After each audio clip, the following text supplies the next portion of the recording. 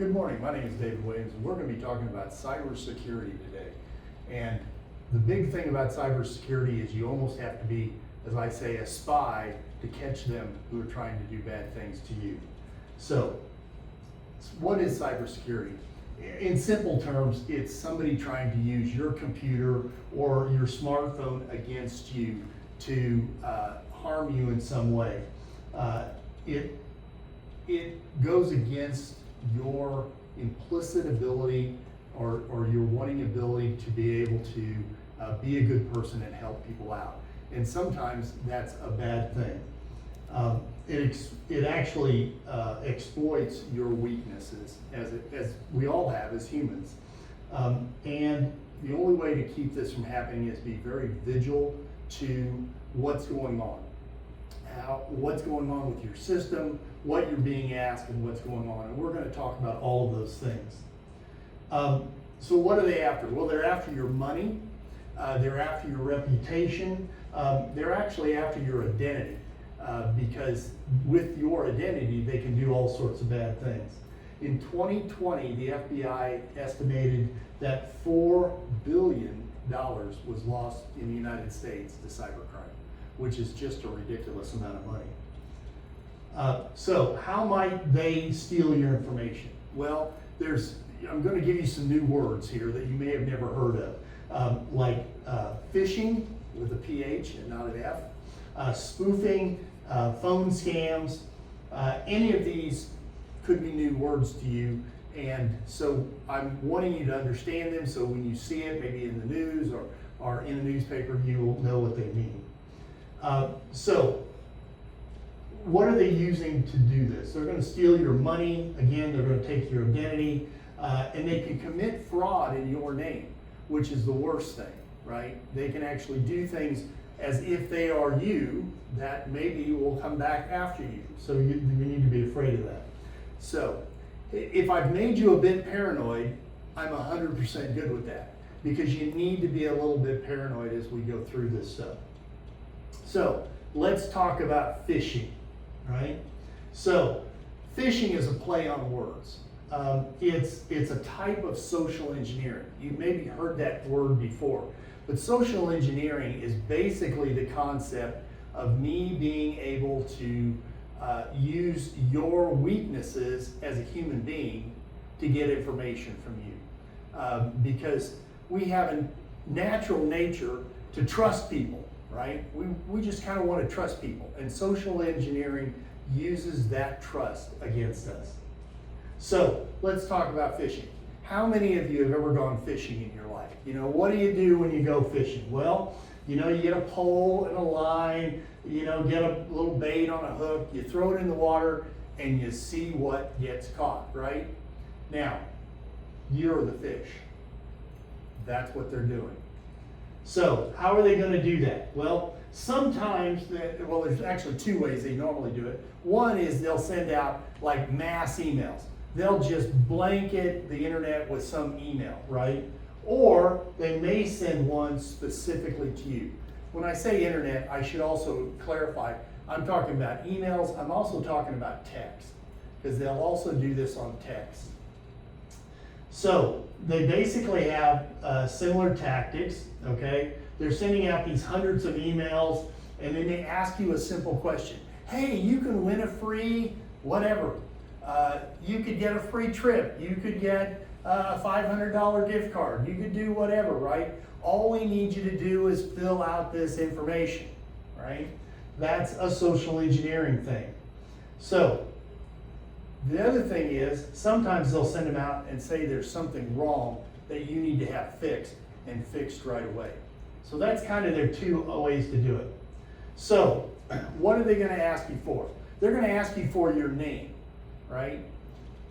They're going to ask you for a phone number, an address, and a mailing address. Now, that could all be on that win a free $500 gift card form, right? But they're getting that information from you because now they're going to have all of this information that they can start building, basically building your identity to take away from you. So why are they targeting you? They can sell this information to others. Now, What you may have not heard of, everybody knows about the internet. I don't know how many of you have heard the term dark web. There's a place on the internet which is called the dark web where bad guys go to play. And they will actually sell this information to people to be able to then them use it for scams against you. So, for what they're doing, getting this information off that free gift card, which they're never going to give to anybody. They never tell you who wins, right? So they're probably never going to give it. They may be selling your information to somebody on the dark web for maybe as little as $1 a person. But if I send out 5,000 emails and I get 2,000 of those back, I've just made $2,000. So it's really important that you're aware of that. So what can they do with it? I've already said this. Identity theft is a good one. Internet fraud in your name. If you think about it, if I go onto an internet, a website, and I want to get a credit card, what are they going to ask me? They're going to ask me my name. They're going to ask me my address, right? They may ask me for an email address, which I can put a different email address in it, and I can get that card, and I can now become you and use that credit card as if I am you. They can also steal your money, and they can do fraud in your name as well. They can also load malicious software. When you open that website to go put your information on, the website and your computer talk to each other. And when they talk to each other, they transfer what they call packets back and forth. And these packets can contain information. Some of them is just minor information. Some of it is major information, which allows them to take over your computer. So how do you get them? Okay, so they'll email you these things, they'll text you, they may use a fake website. And we'll see a couple examples of how they take a normal website and fake it, right? Just by having a minor misspelling in it. So let's look at some real world text that I've gotten myself here, right? So that you can actually see some examples of this. So I got this one day, right? Your Easy Pass, final reminder. You have an outstanding toll. Your toll account balance is outstanding. If you fail to pay by April 5th, 2025, so I got this around April this year, you will be penalized and subject to legal action. Now pay, and they give me this website. And then it says, please reply why, and then exit this email. Now, here's the reason they want you to answer why. That why tells them that they actually got a real live cell phone that has a text user. They'll take that and sell it to somebody else, so now you'll get more of these, right? So let's take a little more look at this. So what's wrong with this? First of all, you have to ask yourself some questions. Have I ever had an Easy Pass? I don't think I've ever had an Easy Pass. So why would they be sending this to me? And what do they want? Well, they want money, right? And who sent it to me? So the sending address is up here in this very top corner up here. You'll see it, it's a bunch of numbers and an email. We'll look at that some more here in just a second. So, what are the red flags, right? Red flags are things that are making you have an urgency to do something, right? So, let's look at it. The final reminder. Ooh, that sounds bad. You may be penalized or have legal action against me. I don't want legal action against me. I gotta get something done with this. Please settle your toll immediately.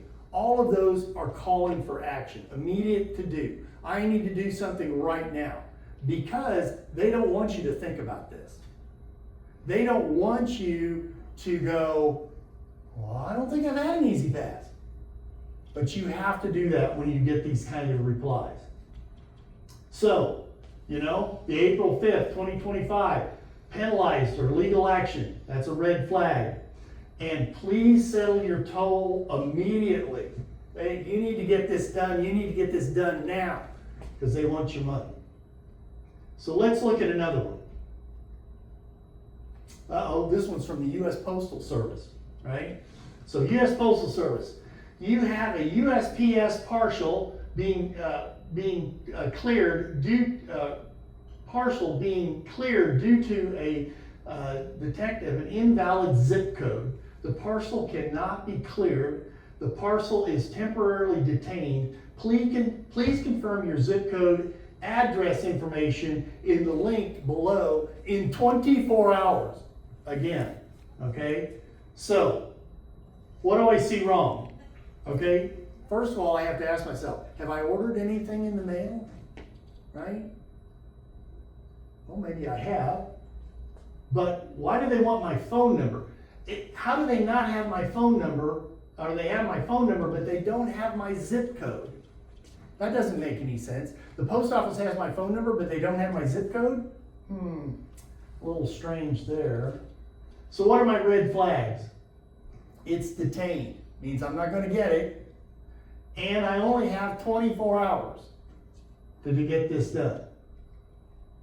Now, some additional red flags we have here, okay? So let's look at the Easy Pass one. So I told you earlier we're going to look at this. See this, the address where it came from? It's a bunch of numbers, and then it's a website after it. Now, if you don't know this, they can actually use a computer to send out mass text instead of a cell phone. So it's not like somebody sitting on a cell phone texting you. So I got on Google and I searched up this 52 Guanshan.can to see where it's from. Well, that's Taiwan.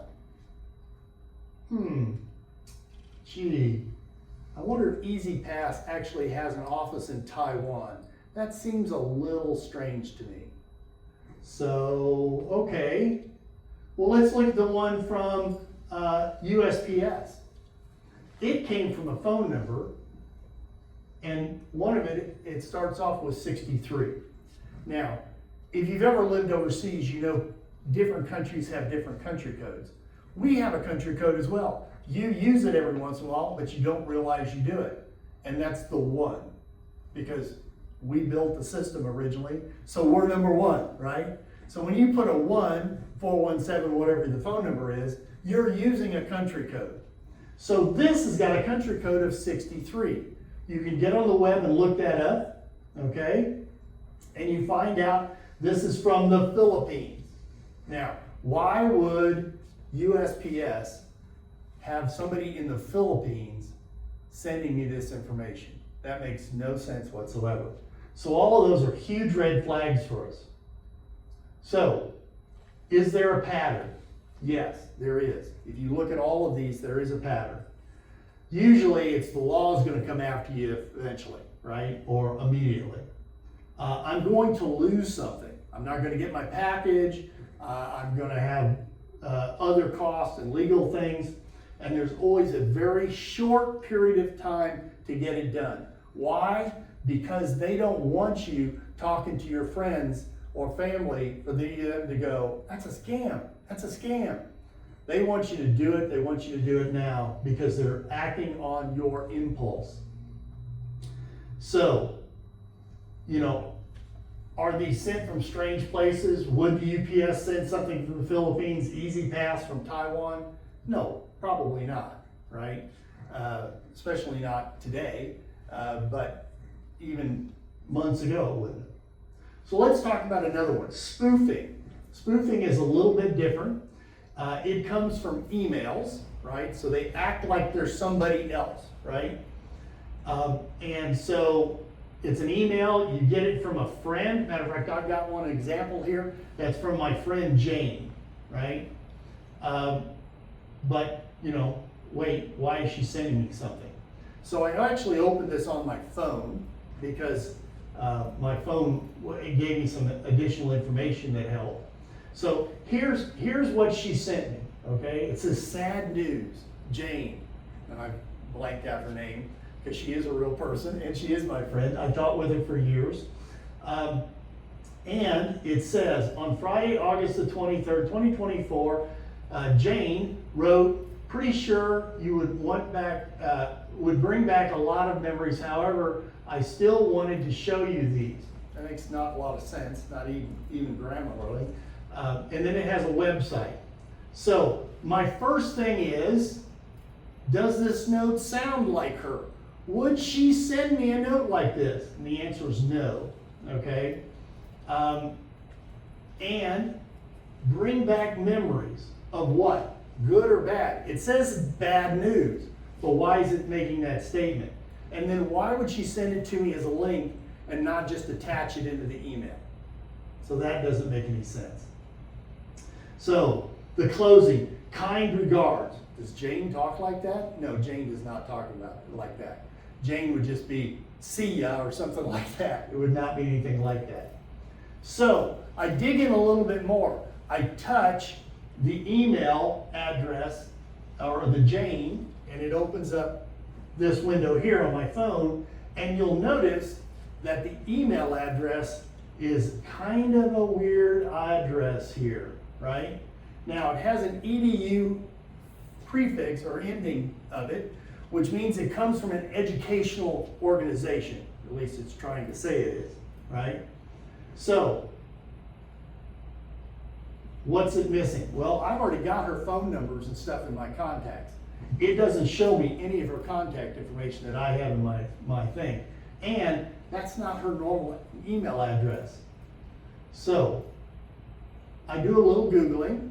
I take the end of that thing and I search it up. And what do I find out? It's from Poland. So, you know, is she teaching again in Poland? I don't think so. Do I think this is from her? No. And what happens if I open it? More than likely, if I open that link, I'm setting my system up to be invaded by spyware. And so I don't want to do that. So let's talk about malicious software, because that's how they get it loaded on a lot of times. Malicious software is nothing you would ever load. I don't know of anybody, I've never met anybody in my life who would go, oh, let me load malicious software on my computer.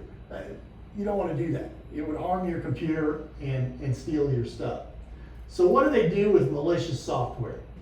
Well, it's not something you'd want to download, but why do they want it on your computer? They can do a couple different things with it. Malicious software can be used for something which, if you're not big into computers, you might not understand, but there's a thing called botnets. Again, they sell this on the website. I figured out how to invade your computer. I'm not going to do anything on your computer, but I'm going to use your computing power and sell it. So now I can build a supercomputer because I can buy 2,000 different computers, systems, and log into those and use their computing power all together to do something really bad, right? And so they'll do that as well. And again, you can buy like 30 minutes of botnet time on the dark web for just, $50 and get 2,000 computers, right? So it's not expensive, but that's one way of doing it. How do you get them? The free survey can load these packets on. You can go to a bad website. If you search the web, I would highly recommend that you use a good search engine that has the ability to have what they call safe web searching on it, okay? And a safe web search will usually have a green check mark or some kind of indicator next to the website. If the web page, your browser system says it's a safe site, which means it's a registered site and it shouldn't have anything bad on it. You can also get them by opening emails or text, okay?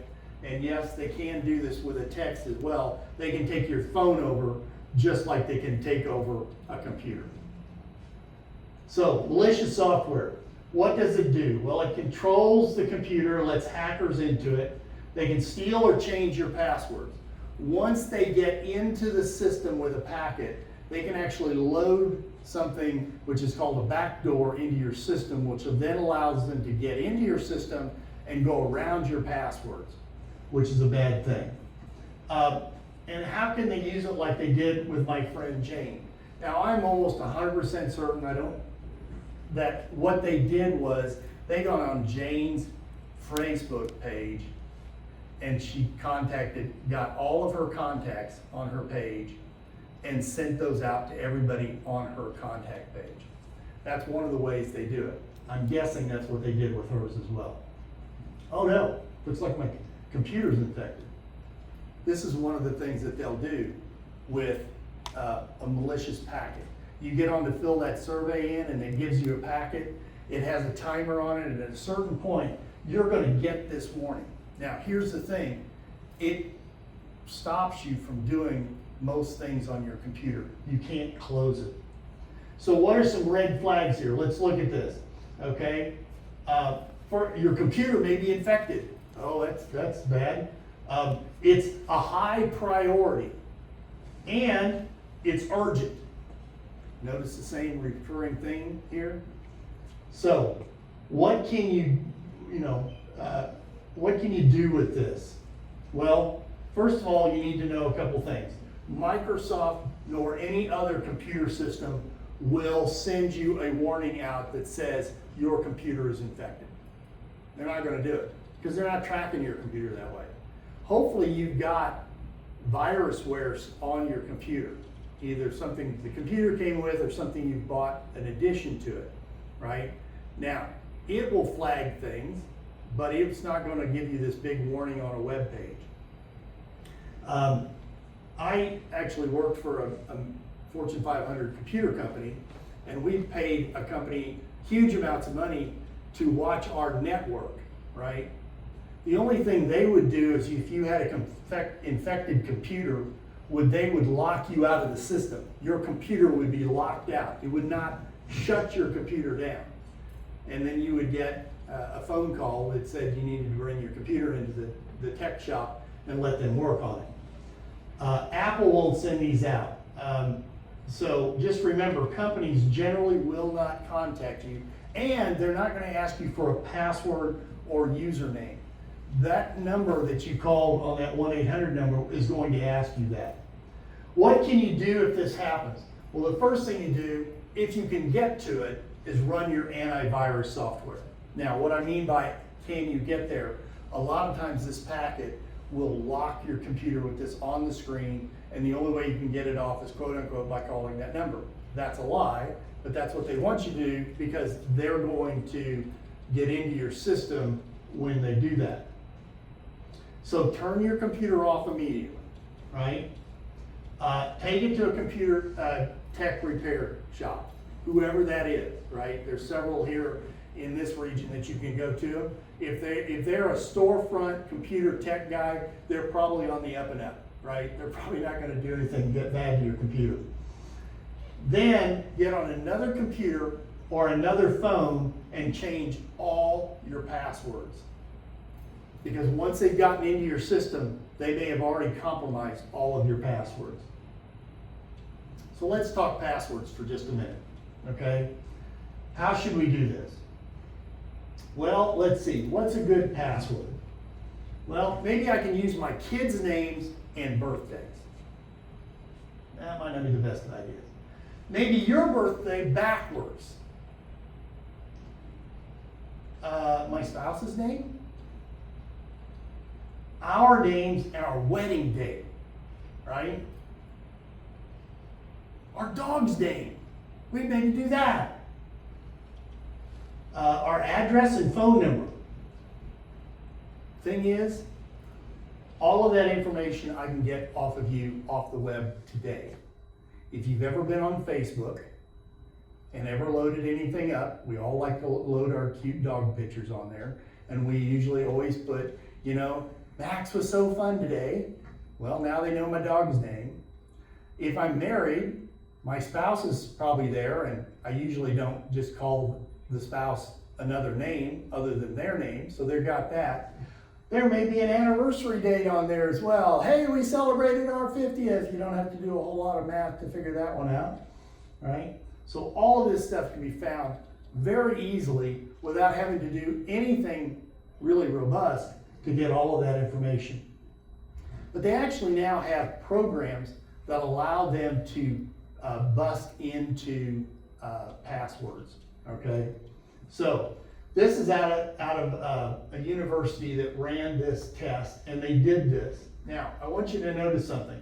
Numbers only, even up to 11, is an instantaneous opening. The system will open it instantaneously, okay? If I use lowercase letters, 8 gets me an instant opening. Uppercase and lowercase, 6 will give me an instant opening. Uppercase, lowercase, and letters, 6 will get me in instantaneously. Numbers, uppercase, letters, and symbols, 6 instantly gets me in. Now, the company I worked on, they actually hired a company to do this, and they were able to hack into our company's servers or emails pretty much at 80% of our people. So they actually made us go to a 15 character thing, had to be uppercase, lowercase, special symbol, and a number. Now, here's the other thing you need to remember. When you're setting up a password like that, you don't use that same password on every site. Because if for some reason they're able to crack one site, now you've got all of my sites, all of my accounts, all of my bank accounts. So you need to use different passwords. Now I know what you're saying, oh my gosh, how am I going to do that? Well, realistically is most phones nowadays will give you the option for them to generate a password for you for each site you get on. You can also do that with a computer, right? Now here's the thing you need to remember. I generate a really complicated password for a website, and I think I've got it stored where I can open it again with no problems. I get on it, I can't open it. They all have, I forgot my password. I can always change my password again, right? It's not like the company goes, oh, wait a minute, you've changed this 4 times this year. That's the limit. That's not gonna happen.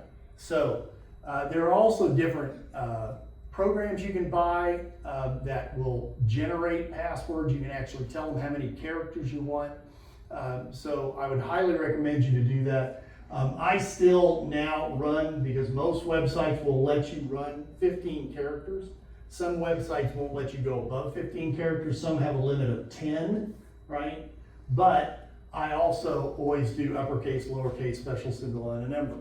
The other thing you can do as well is use a phrase like, I really like Christmas in the wintertime or something, and just take the first letter out of all of those and create a password. That'll also work.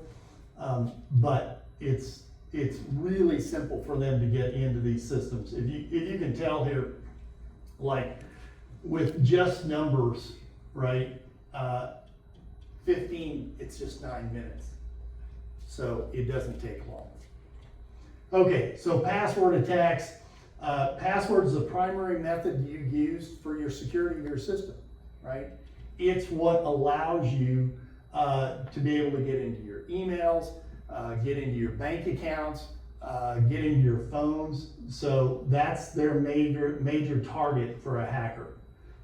Now they may use social engineering to gather details on you, which will aid them in guessing a correct password, right? Once they've obtained your password, hackers, once they get in and steal your password, that password is probably on the dark web almost immediately and is sold to other people. So what's some other protections you can do? A lot of websites nowadays, especially banks, want to do 2-factor authentication. Again, a lot of people go, oh, I hate 2-factor because it just slows me down. I want to be able to get in there quick, but it's securing your data. So normally what I do, if I get on my computer and I get on my bank account and I log in everything correctly, it's going to send my phone another acknowledgement, which then I have to acknowledge on my phone. Or if I'm doing it on my phone, it may send my email a code that I have to put in there. It's just basically them saying, somebody may have stolen your phone and gotten into here this way, well, we're going to send you an email that they may not have access to that then stops them from accessing. So it's really important to keep two-factor going, okay? It may also be called multi-factor depending on what website you get on. But never disable it. If they have it in place, they feel like it's important to have there in place for you. Okay, let's go with this one, phone scams. Do I have a deal for you? Or you're in trouble. So, this is a scam. It can also be called vishing, okay? Again, kind of playing off the idea of phishing again, right? So they're going to call you from a call center, right? And they're trying to get information. This is part of the social engineering thing. They're trying to get information off you, right? So, what are they going to ask you for? First of all, if it's your bank or credit card company that's called you, right? What do you want to do? Well, first of all, they're not going to ask you this stuff. They're not going to ask you your social security, birth date, bank account, or street address. If they're your bank, they already got all that, right? So they're not going to ask you that, okay? Second of all, banks normally will not call you. Now, the one exception of that is if you have like a fraud protection on a credit card and they suddenly see weird activity someplace, they might call you and say, are you in Tupelo, Mississippi today? And if you go, no, I'm in Springfield, they're gonna go, okay, well, you've got card activity going on in Tupelo. And they will lock your card down. That may happen. But what they're not gonna do is ask you your account number, your social security number, your name, or your address. They're not gonna do that, okay? So, that is the first thing you need to be aware of. Now, if somebody calls you like this and you have the remotest thought that it might be your bank or credit card, tell them, I'll call you back. Now, if they're a scammer, they're going to say, oh no, you can't do that. If you call us back, you won't get the right person. They won't know what's going on. We're going to lock your account out. It'll take months to clear it, blah, blah, blah. Okay? Or they may say, and I've gotten several of these lately, where they want to say they are from U.S. Borders and Customs agents, right? And they will try to tell you that you are in trouble, or somebody that's a friend of yours is in trouble, and they're going to try to get money out of you. The big red flags is they'll tell you if you hang up, you're never going to get the right person again, right? This will cause something bad. They're going to freeze your account. They're going to send the cops to get you, something like that. So, what you want to do at that point is you do want to hang up from them and then call whatever organization they said they were calling from.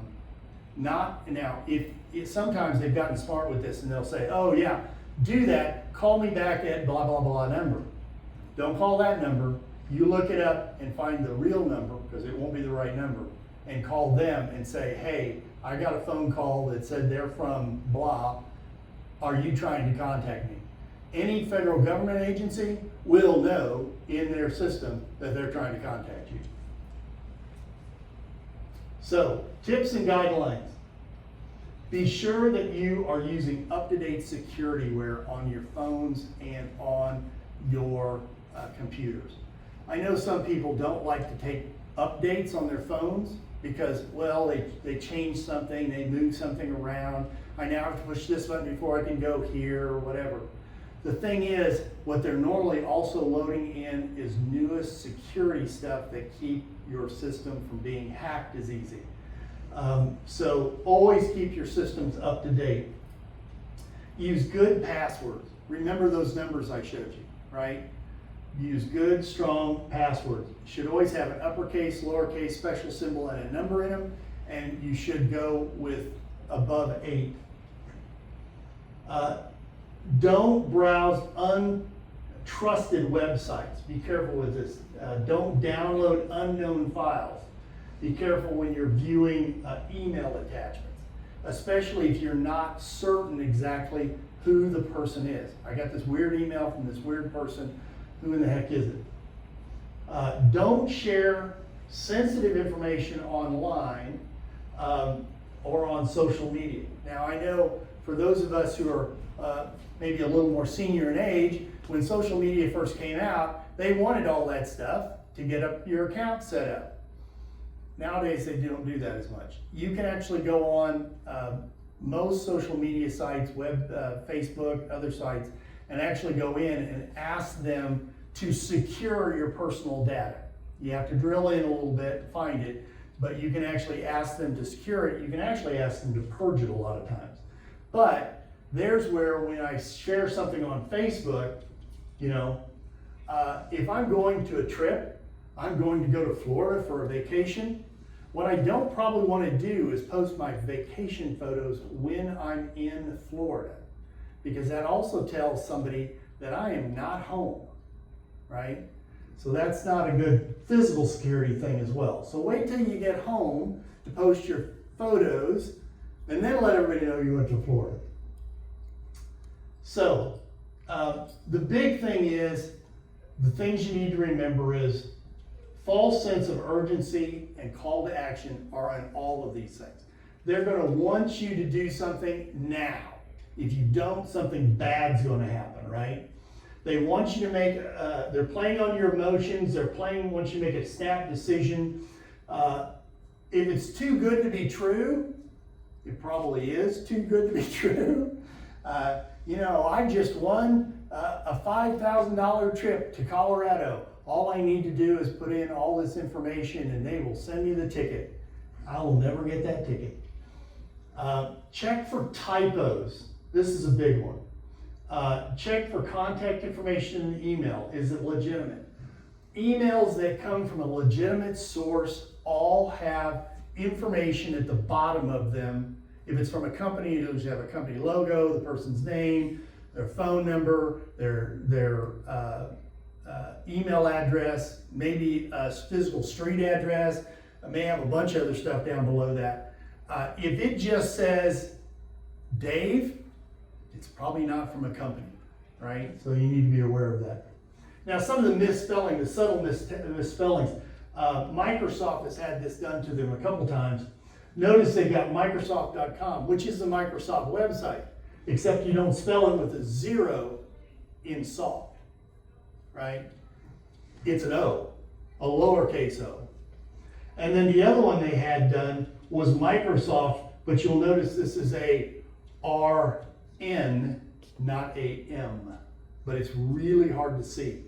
And they'll have that as a link in the email, and you think, oh, this is from Microsoft. And I click it, and it takes me to a fake website, which may look like the Microsoft site, but it really isn't. And there again, they're loading stuff on your computer. So what should you know or do if you've been a victim? Okay, first of all, you need to immediately, as soon as you figure out you've been hacked or you've done something you shouldn't have done, or you've told somebody you shouldn't have told somebody something, you need to write down all the details that you can remember. What you told them, you know, anything they may have said, those kind of things, right? Passwords, that stuff. Immediately change your passwords on everything, right? And I'm talking everything, right? And then you need to contact the relevant parties, right? That you may have been compromised. If you accidentally gave them your bank information, you need to contact your bank information. Most banks will freely put a bank watch on your accounts. So if they see strange activity, they will not pay it until they talk to you. They'll usually do that at no charge. Credit cards will do that as well. You can also turn a credit card off if you want to, and they'll send you a brand new one. Then contact your local police or FBI. Now, I know Greene County Sheriff's Department will take these calls, no problem, right? Sheriff Reinhardt is big on this, so you can contact them. You can always contact the FBI as well. We have an office here in Springfield, but you can call them. They actually have a cybercrime now. They may take your information and it may be a day before somebody calls you because the person that calls you may be from Virginia or someplace. But they will also investigate this. Sometimes they can stop some stuff as well, especially if the money leaves the United States, because then it becomes an international crime.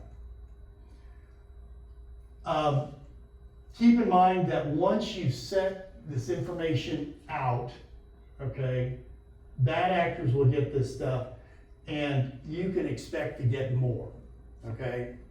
So if you answer the phone and get one of these fake call centers, they're going to mark your number down as an active phone number.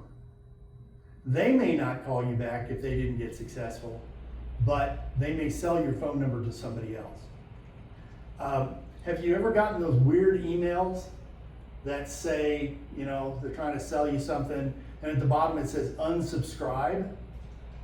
If you click that unsubscribe, it takes you to a website, which may be a bad website, but then they're going to ask you to put in your email to unsubscribe. You just sold your email out on the dark web. So don't do that, right? Just block the email. Use your email system to just block it so it doesn't come through and keep bothering you. So there's some resources that you can look up. You can find lots of information on this. I hope this will help you keep yourself safe from cybercrime. The big thing, if I can tell you anything at all, is be suspicious and look for those red flags. Urgency, got to do something now. Something bad's going to happen to you. You're going to get fined. Law's going to come get you, whatever. Those are all key signs that they are trying to do something bad to you.